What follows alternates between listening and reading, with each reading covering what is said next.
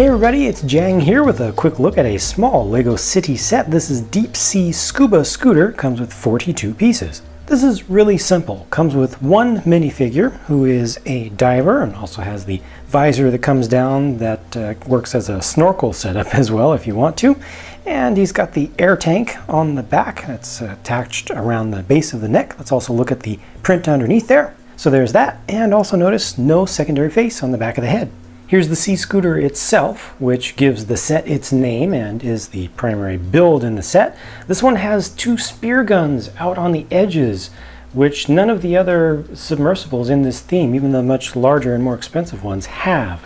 So that adds just a little bit of a different dimension to it, where you can actually fight back against sea monsters that you might encounter. I think it has just two little hands in the front that I'm assuming are remotely operated, and you can move the arms in and out. You can also rotate the little hands at the ends there all the way around, full 360 degrees, and there you can see a little gem that has been picked up. You can pick up anything that has the size of a bar or the side of a Lego plate with these little hands. Little light section there, which is the transparent small plate, and a couple of propellers back here which you can spin up.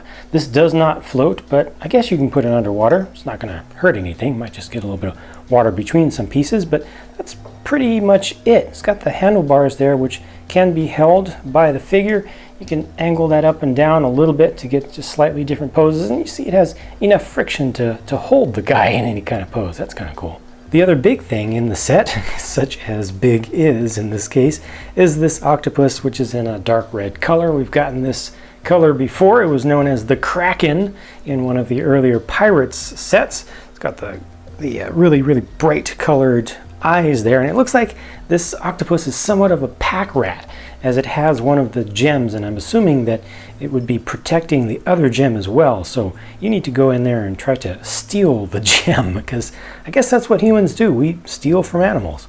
And the last thing is just this, some seaweed or something, or soft coral of some sort that is growing up from the ocean floor, and it just has one small piece to hold it there as terrain.